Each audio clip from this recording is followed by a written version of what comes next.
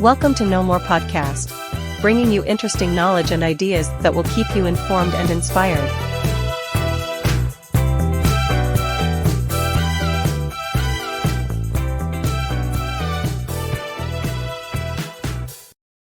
Welcome to the Deep Dive. Today we're diving into the world of British etiquette. Oh, the land of politeness and those unspoken rules. Right. We've got excerpts from A Guide to British Etiquette, the do's and don'ts, and an article with tips for Americans visiting the UK. Should be interesting to see those two perspectives. Absolutely. It's like a crash course in blending in and avoiding awkward moments. And maybe charming a local or two. Exactly. You know, it's fascinating how etiquette can reveal so much about a culture. Yeah, it's like a secret code. It governs those social interactions. And gives us insights into a society, right? Right. So let's jump in. Our guide highlights the top 10 etiquette essentials. And the first one, Brits love to complain. Ah, yes.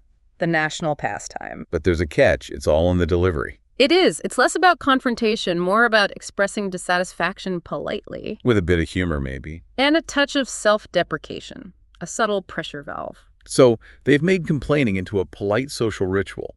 In a way. And speaking of rituals, we can't forget queuing. Queuing, the sacred institution. You have to grasp the reverence for the queue to truly understand British culture. Jumping the line, unthinkable. Right, it's a sign of disrespect. Not just for those waiting, but for the fabric of British society itself. A society that values order and fairness. Imagine a line for a bus stretching for blocks.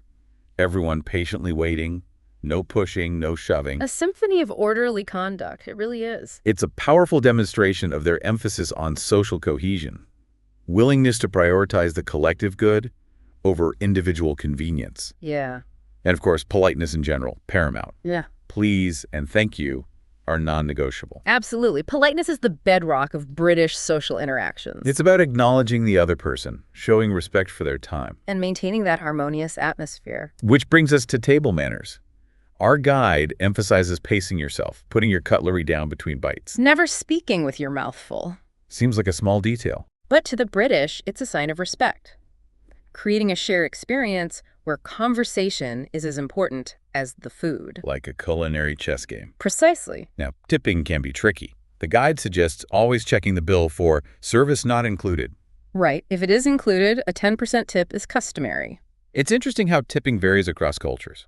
It does. Speaks to different values towards service. The guide also mentions mobile phone use, considered rude to be glued to it at dinner. Or chatting loudly on public transport. Right. It highlights the value of being present, respecting shared spaces. Imagine a crowded tube carriage, someone having a loud personal call. You'd be jarring. Like a blast of noise in a quiet library. Definitely. And then there's good sportsmanship, highly valued. No, yes. Winning and losing gracefully is paramount. It's not just the outcome. It's about showing respect for your opponent. The rules, the spirit of the game. Absolutely. Okay, alcohol. The guide advises moderation, avoiding drunken shenanigans. Yes. Public displays of intoxication. Not really the done thing. Maintaining decorum is important, even when alcohol is involved. It is. Now, chivalry. The guide mentions gestures like holding doors open for women. Standing when a lady enters the room. Right. It's a reflection of how etiquette evolves. These gestures are rooted in tradition. But increasingly seen as courtesy, regardless of gender. Yes. And finally, the quintessential British quirk, apologizing. Brits apologize for almost everything. It's true, even when they're not at fault. It's like a verbal tick. A reflex reaction to any social bump, smooths over interactions. Prevents awkwardness, right? It does. It's a fascinating linguistic thing. It's less about blame, more about acknowledging the other person's feelings, maintaining harmony. Like a verbal safety net. So as you venture into the world of British etiquette, remember those keys: politeness, respect, and a keen eye for those nuances. Well said. Now let's delve a bit deeper. What about the cultural context behind these norms? We need to go beyond the surface, explore the forces that shape behavior. Right, like peeling back the layers of an onion. Exactly. So let's start with history and diversity. The UK, as we know it, only came together in 1922. Oh, wow. I didn't realize it was so recent. You've got distinct nations within the UK, each with its own rich history, even variations in etiquette. Like a tapestry woven from different threads. A good way to put it. And one thread particularly relevant to etiquette, social class. Ah, right. I've heard it's complex. It is. While not an officially recognized hierarchy, it plays a role in how people interact. It's like a hidden language. Yes, it governs interactions and shapes perceptions. Then you've got those core British values, tolerance, fairness, and stoicism. Which underpins so much of British culture. Yeah. Tolerance, acceptance of diverse perspectives, fairness, a sense of justice, equal opportunity, and stoicism. That reflects resilience, composure. Imagine those Londoners calmly carrying on during the Blitz. A testament to stoicism. And you see these values in their etiquette. The queuing, the politeness. Exactly. It's fascinating how ingrained these values are. It is. Now, the guide touches upon attitudes towards women and gender roles. A sensitive but important topic. It is. We see those traditional values evolving. Women have made strides in terms of rights. But challenges remain. Oh, yes. Pay equality, representation in leadership positions, for example. It's a reminder that even in a society known for politeness, there's still work to do. There is. As gender roles continue to shift, etiquette will adapt. It's a dynamic process. Reflecting the evolution of society. Okay, let's move on to specifics, like greetings. How do Brits meet and greet? It's a dance between formality and familiarity. Our guide says handshakes are standard. But cheek kissing is becoming more common among close friends. So how do you know when to shake hands versus a kiss? Read the social cues. See how others are doing it. When in doubt, a handshake is always safe. Good advice. And what about basic greetings like hi and hello? They're fine. But for that touch of British formality, there's always how do you do. Right, which isn't really a question. Not really. It's just a formality, a signal of engagement. And the article for Americans mentions addressing people correctly. Titles and last names, unless invited to use first names. Shows respect and formality. First impressions matter. They do? Now, small talk. What constitutes appropriate small talk in Britain? Light and general. Weather, sports, cultural happenings, current events. Avoid anything controversial or personal. Exactly. Respect boundaries. Keep that social decorum. Like navigating a minefield. And remember, British small talk often involves indirect communication. Understatement. The British Reserve? I've heard it's an art form. It is. It takes time and practice, but it's essential. All right, I'm ready to embrace the challenge. Bring on the understatement. Okay. Now, body language. The guide has some tips. I've heard it can be very subtle. It is more reserved compared to some other cultures. So what should I watch for? Well, eye contact, it's brief. Prolonged staring can be seen as aggressive. And personal space is highly valued. Like an invisible bubble. Right. And physical touch. Usually reserved for close friends and family. So, no backslapping strangers. Stick to handshakes. It's fascinating how physical proximity can mean such different things. Different cultures, different comfort levels. Now, humor. It's a big part of British social interactions, but it can be tricky for outsiders to understand. It can. It's often about dry wit, irony, and that willingness to poke fun at oneself. It's not always laugh out loud funny, but there's a cleverness to it. Yes. A play on words, a deadpan delivery. But it's important to be mindful of the context. What's funny among friends might not be appropriate in a formal setting. Exactly. Read the room. Understand those nuances. Okay, on to clothing and dress code. What's considered appropriate in the UK? The guide suggests that liberalism generally prevails. A wide range of styles are accepted. So I don't need to stress about fitting in with a specific trend. Generally not. Comfort and personal style are prioritized. It's like a celebration of individuality. I love that. However, there are situations where formality is expected. Like business meetings. Yes. Or formal events. Men typically wear a suit. And for women, A suit, a dress, or a skirt and blouse. shows respect for the occasion. And the article warns against wearing pajamas in public. Yes. Even for a quick trip to the shop. A fashion faux pas. It is. All right, I'm ready to ditch the PJs and embrace British fashion. Excellent. Now let's dive into one of the most fascinating and often misunderstood aspects, dining. Okay, I'm ready. I'm particularly curious about the differences between American and British dining styles. Well, the British approach is all about savoring the experience. So it's not just about the food, No, it's about the social interaction, the ambiance. like transforming a meal into a theatrical production. A perfect analogy. And there's a certain formality even in casual settings. Yes, an emphasis on politeness, proper etiquette. So you need to be mindful of those basic rules. Absolutely. Find the balance between enjoying yourself and showing respect. Both sources mention punctuality, especially for formal meals. Arriving on time shows respect. Being late, especially without a good excuse, well, It's a no-no. it is. It suggests your time is more important than everyone else's. So no fashionably late attitude. Not really. It's about valuing everyone's time. Okay, I'll set my watch 5 minutes ahead. What about table manners? One of the most important things is cutlery use. This is where you see a clear difference between American and British styles. Right, the switching hands thing. Exactly. Americans tend to switch after cutting, while Brits keep the fork in the left hand throughout the meal. It's fascinating. It's a subtle but significant difference. So no zigzagging back and forth. Not usually. The fork stays in the left hand. It's amazing how such a small detail can be so culturally significant. It is. It reflects the British emphasis on precision, elegance, and decorum at the table. Our guide also mentions that Brits only cut one bite at a time, That's right. It's about savoring each bite, maintaining that sense of elegance. not just rushing through the food. Exactly. And when you're finished, your knife and fork go together at the 6.30 position on your plate. Like a signal to the host. Precisely. It indicates you've finished. Those little details make a big difference, don't they? They do. They often reflect deeper values. Respect, order, a certain restraint. It's like a silent language at the table. Now, the guide mentions a custom of offering a drink as soon as a guest arrives. Yes. It's a gesture of hospitality, making your guests feel welcome and comfortable. A very British thing. It is. What about paying the bill at a restaurant? Any specific customs? It depends on the context, but offering to pay or at least contribute is considered polite. Even if you didn't initiate the invitation? Yes. It's a gesture of generosity. And if someone insists on paying, it's polite to decline a few times, but if they're adamant, graciously accept. A delicate dance of generosity. Exactly. And when splitting the bill, do you calculate each person's exact share? Unless there are big differences in what people ordered, it's easier and more polite to simply divide it evenly. Keeps things simple. No awkwardness. Exactly. Now, let's talk about gift giving. Is it customary to bring a gift when invited to someone's home? I've always wondered about that. It's considered good etiquette, especially for a dinner party. It's a gesture of appreciation. Shows gratitude. Precisely.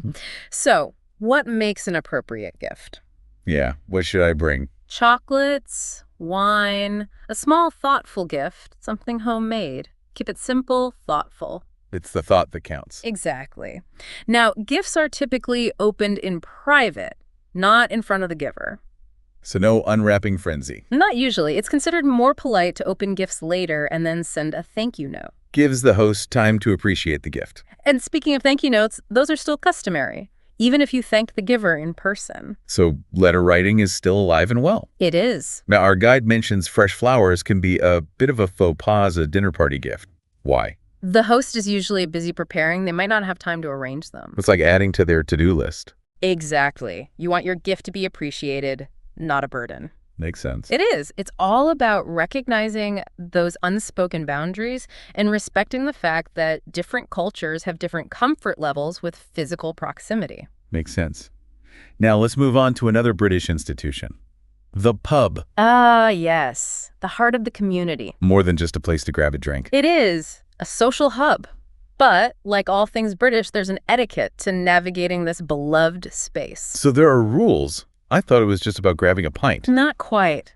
While pubs are relaxed, there are unspoken customs. It's like a secret handshake for those in the know. Okay, I'm all ears. What are the secrets? Well, pubs can get crowded, especially on weekends. Be prepared to squeeze in, share tables. No private booths then. Not usually. It's about that social aspect. Chatting with strangers, maybe even making a new friend. I like that. It's all very inclusive. It is. And speaking of sharing, there's the tradition of buying rounds. Ah, the famous rounds. Everyone gets a drink. No one feels left out. Exactly. Sharing the experience, strengthening those bonds. So when it's my turn to buy a round, what do I do? Yell everyone's orders. Typically, you approach the bar, catch the bartender's eye, and say you're buying a round. Then just list the drinks. Easy enough. And how do you order? Do you wait for a server? Usually, you go right up to the bar, order, pay, and carry your drinks back. Keeps things casual. It does. Okay, what about tipping? As common as in restaurants. Not really. It's not as expected.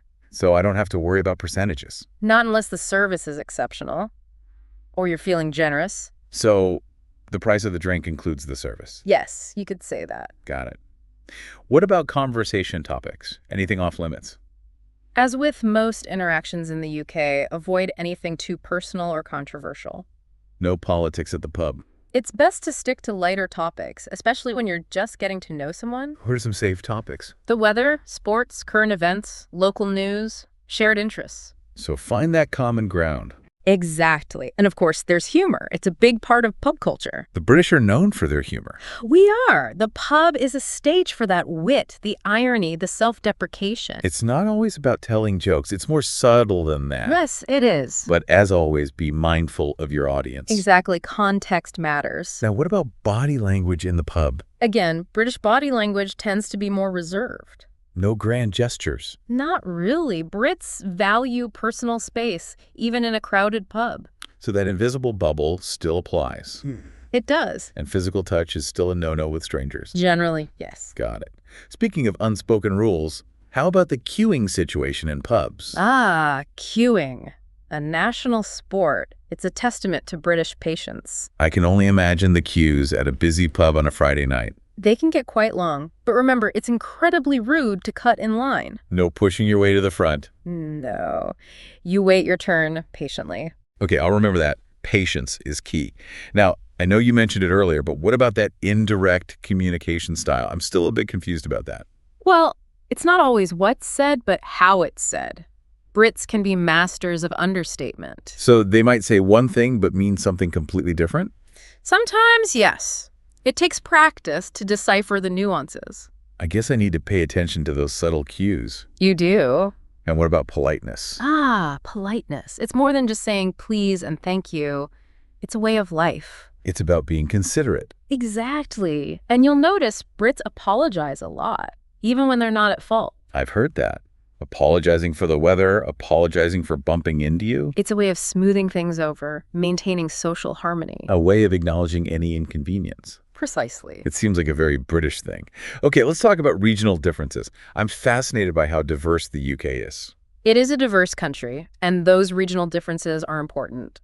What might be considered polite in one area could be different in another. So it's not just about British etiquette. Not entirely. You need to be sensitive to those regional variations. It's like traveling to different countries within one country. A good way to put it. One of the most notable distinctions is between England and Scotland. Right.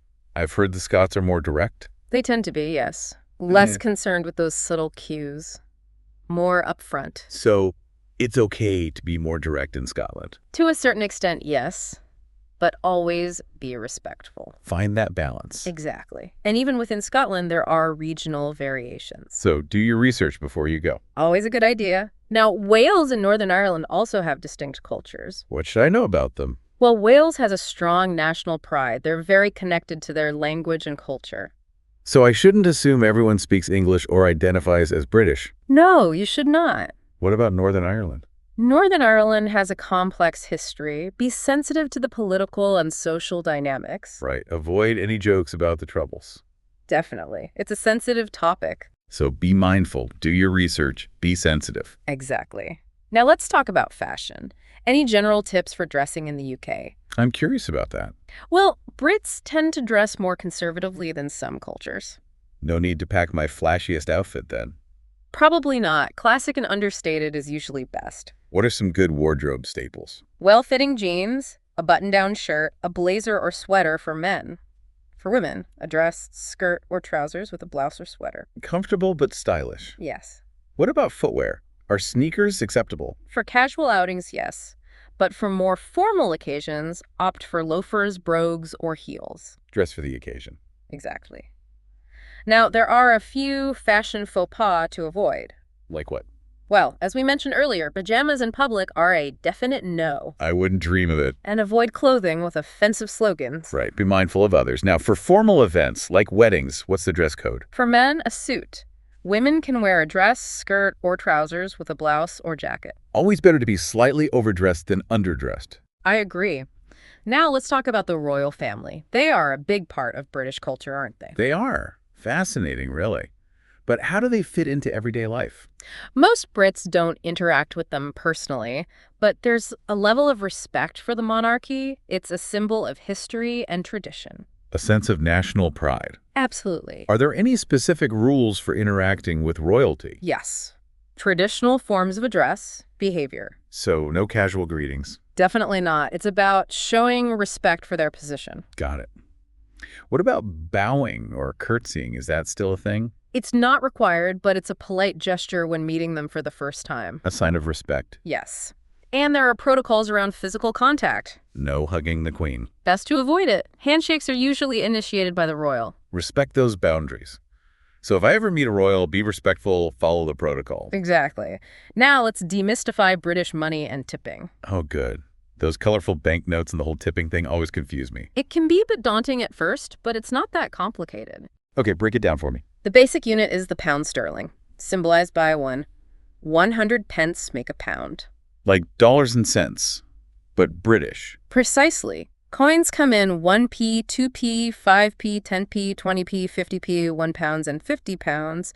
Banknotes are 5 pounds, 10 pounds, 20 pounds, and 50 pounds. A lot of different options. We do like our choices. What about tipping? Yeah, that's the part I never get right. Should I tip? Shouldn't I tip? It's not as widespread or expected as in the U.S. So it's not an obligation. Not for every service.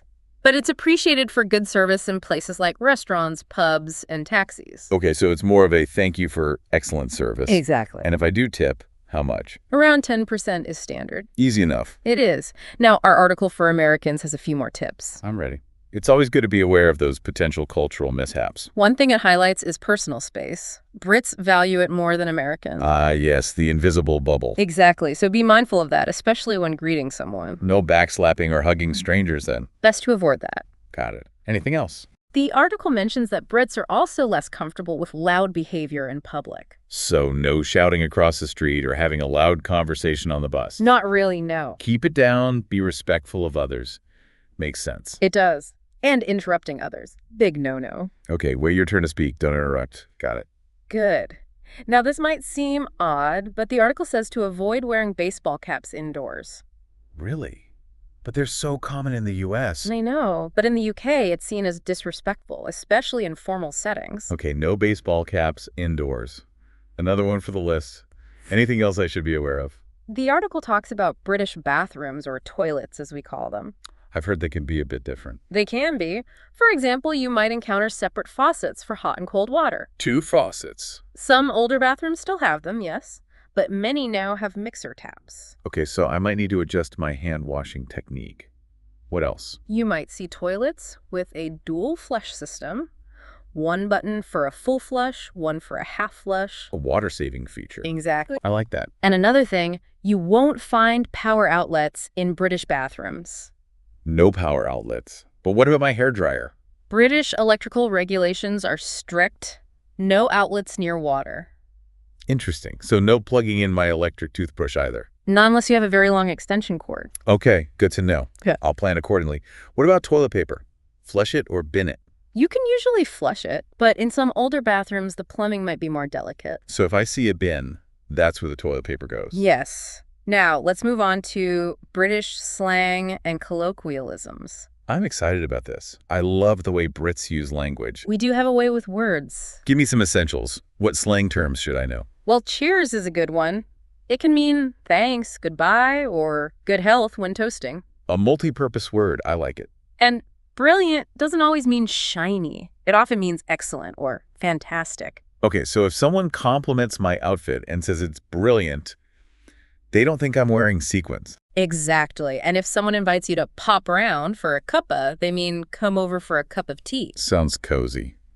Any other words I should watch out for? Be careful with pants. Right. Pants means underwear in the UK. It does. I'll be careful with that one. You should be. Okay, let's talk about social cues. Ah, yes, those subtle signals. It's like a secret language. It is. British social cues are often subtle. So it's not just about what they say. No. It's about how they say it, their body language, their tone. Reading between the lines. Precisely. One important cue is keeping a stiff upper lip.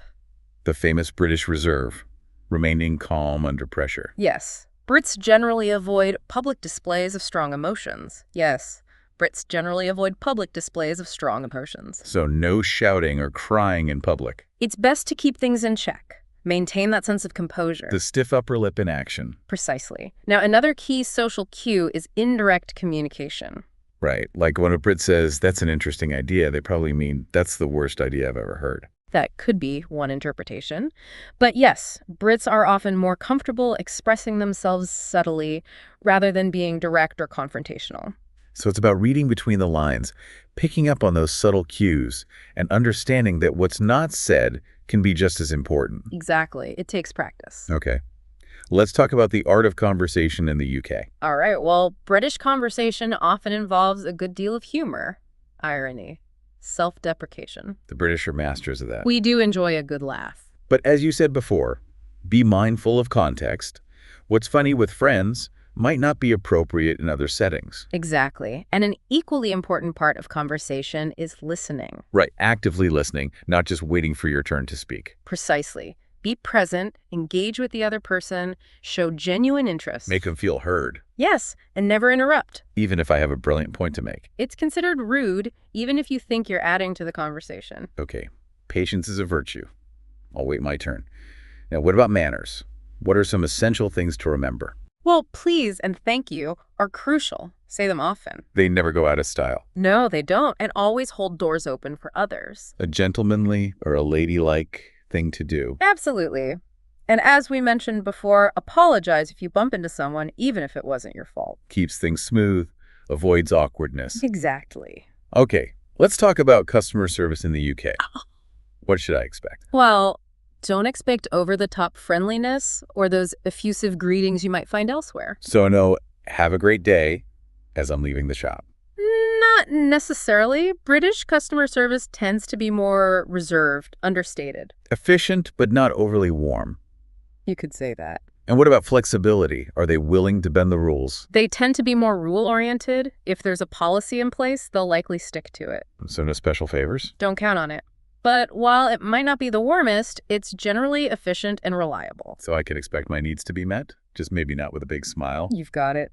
Well, that about wraps up our deep dive into British etiquette. It's been a fascinating journey. I feel like I've learned so much about navigating the complexities of British society. It's a culture rich in history, tradition, and those unspoken rules. Right. And for our listeners out there, the key is to be open-minded, curious, and respectful. Embrace those differences. Exactly. Thank you for joining us on the Deep Dive. We'll see you next time.